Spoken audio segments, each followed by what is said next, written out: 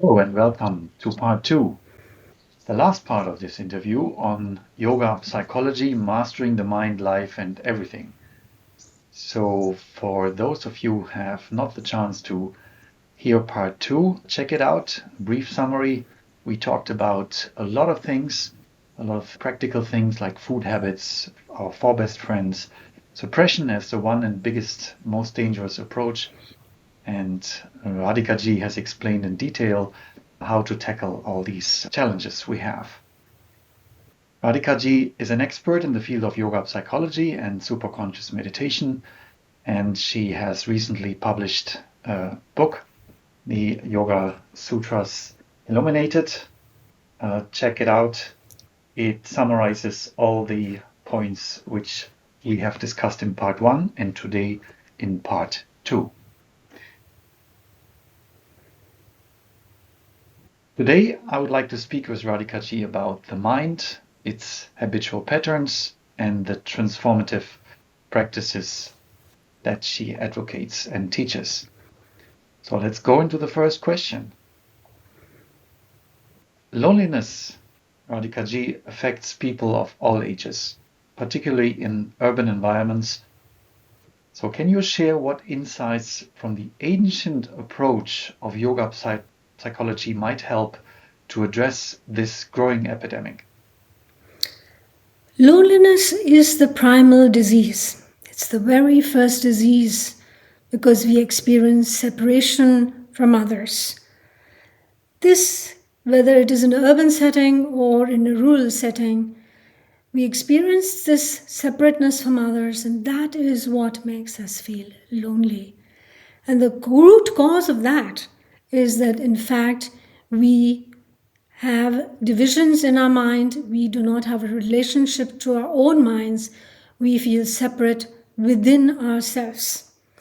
This sense of separation is the disease, and it causes a lot of suffering at a mental level, but also causes distress, disease at a physical level as well.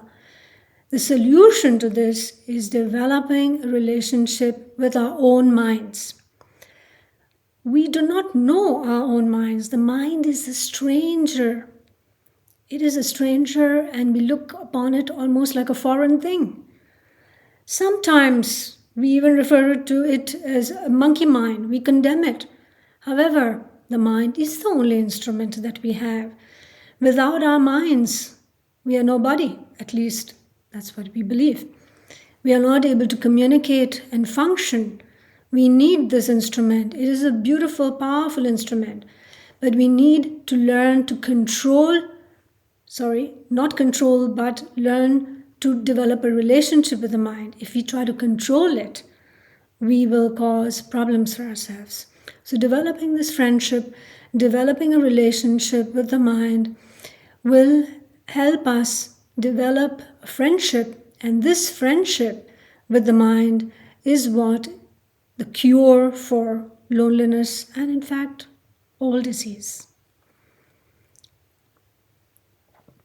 In our age of constant digital distraction, from social media to streaming platforms, what guidance do the Yoga Sutras offer for maintaining focus and mental clarity?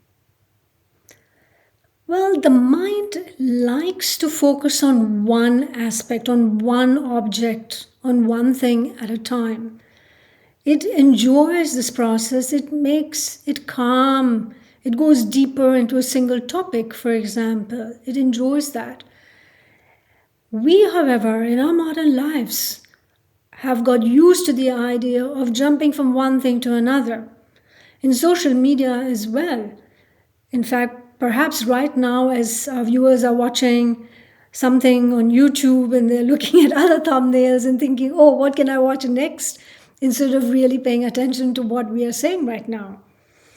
And this is the idea of multitasking. We believe that we can do several things at a time. In fact, we cannot. It's a fact. The mind cannot process multiple things. When it wants to go deeper, it's going into one subject. It is focusing on that. And moving from one thing to another constantly, rapidly, For those who believe that they're multitasking, in fact, the mind is rapidly moving between different objects. This is exhausting for the mind.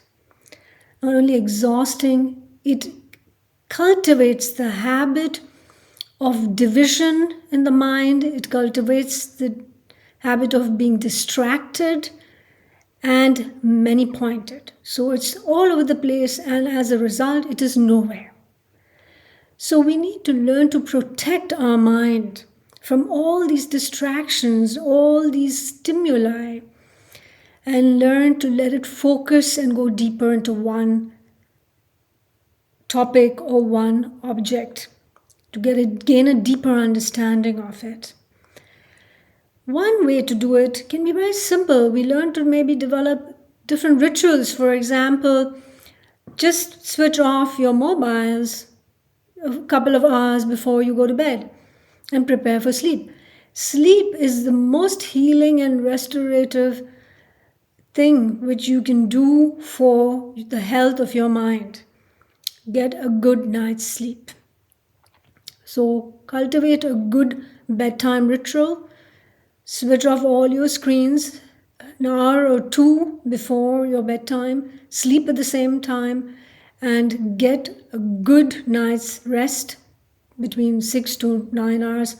Try to sleep at the same time and wake up at the same time. It's really very essential to restore all the energies of your mind and body so that you can lead a healthy life, productive life, and be really well adjusted and enjoy your life as well. Thank you for sharing these insights. Let's move on to some other two aspects which are all part of our life: attachment and loss. These are human experiences. Can you explain how we can navigate the grief of losing loved ones, process breakups, or reinvent ourselves when children leave the nest, for example? Life is relationships. It's absolutely true that without our relationships, our life would be quite hard. But at the same time, these relationships are also very painful. In fact, the greatest pain we get from those we love the most. As you explained, breakups, when the child leaves the nest and you suddenly, living in an empty house, or when you lose your partner that you've lived with and shared your life with for 50 years or 60 years. So while life is relationships, these relationships bring us a lot of pain. But this pain can be viewed as a catalyst for development, for transforming ourselves, for gaining self-knowledge. We know as a fact that everything is constantly changing in life. Everything is transient. Nothing can be kept frozen the way it is. In fact, life would be quite boring and dull if things would just stay the same, frozen in time, so to speak. Imagine your children would never grow up. That would be tragic, wouldn't it? Imagine you would never grow old. You would always be young and beautiful. Kind of strange, isn't it?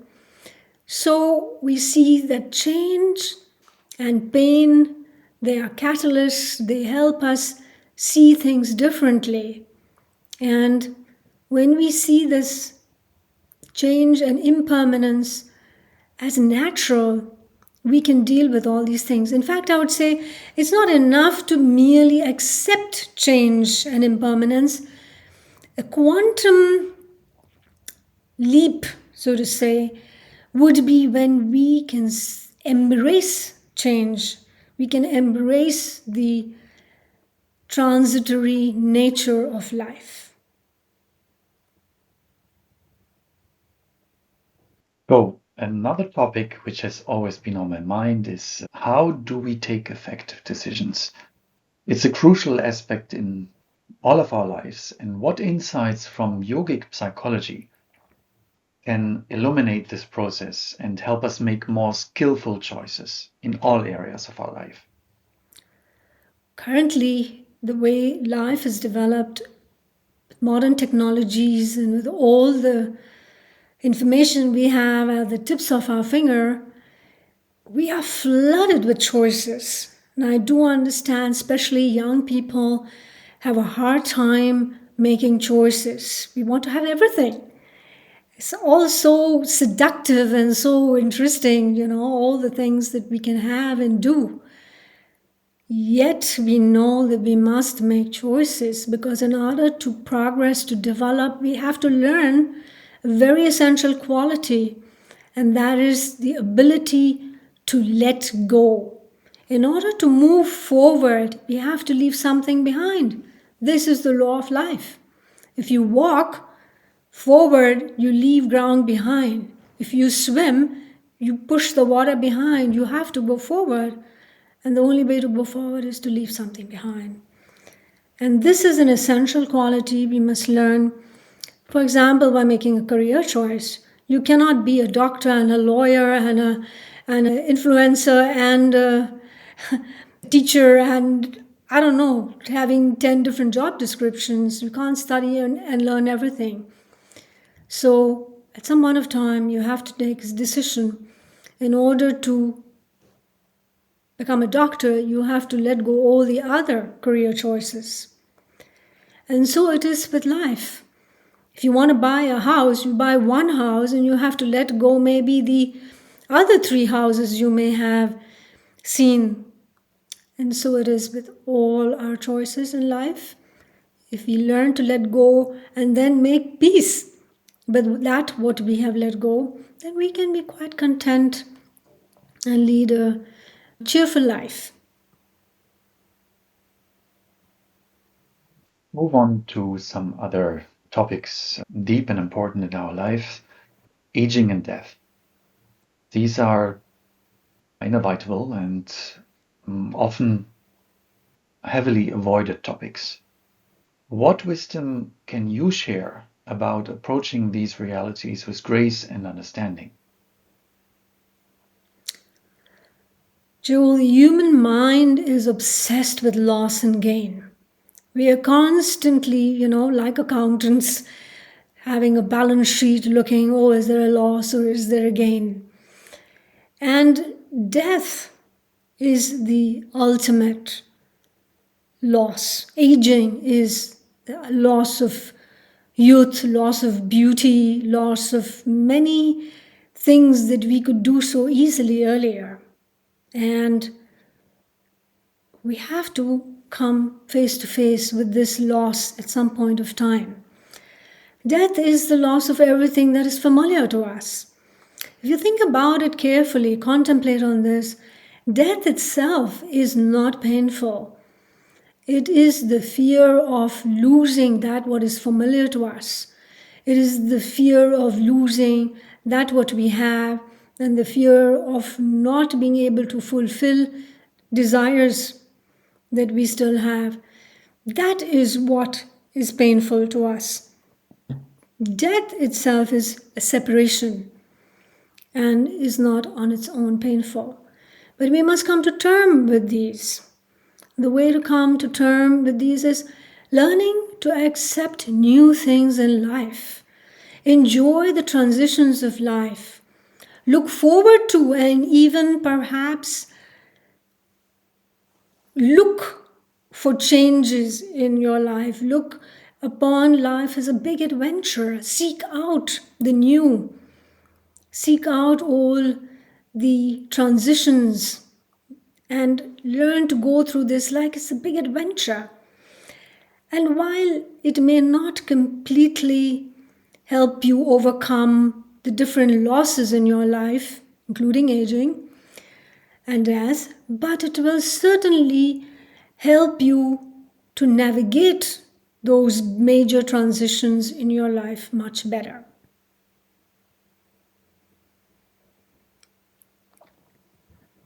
So, the final question of this part 2 of the interview. What would you say is the ultimate purpose of life? Should we prioritize expansion of consciousness or the pursuit of happiness? Happiness is ephemeral, it is fleeting, it is transitory. It has never been considered in any of the great spiritual traditions of the world as a goal of life. All the spiritual traditions speak of life as transient. Everything is changing constantly. And we cannot hold on to anything. We also cannot hold on to happiness. Each of us will go through at least one life crisis. And the only thing that can carry us through these life crises is wisdom. And that has always been considered the goal of life, the attainment of wisdom. Wisdom cannot be acquired merely as you grow older and gather more experiences. It's a fact that you can draw wrong conclusions out of experiences. And we know that even in the twilight of their lives, there are many people who are bitter, full of anxieties, living in fear, and full of regrets and disease. So, getting older and having gathered a lot of experiences is not what is meant by wisdom. Wisdom means gaining self-knowledge through awareness. And with greater awareness, which is the greatest of all superpowers that you can acquire, self-realization, you can go through life as if it were an adventure. You can be really sovereign and enjoy all of these great adventures which come to you. And that is the goal of life, wisdom. Thank you so much, Radhika-ji, for answering all these questions in part 2 of this interview. It was a pleasure to have you, and I'm very happy that you share these very practical insights into how to approach life and make the Yoga Sutras come out really in a practical way. For those of you who would like to go deeper, please check out the book Yoga Sutras Illuminated. It's available on Amazon. There's a link down in the description, so do check it out. And I would like to thank you once again, Radhika-ji, and hope to see you very soon.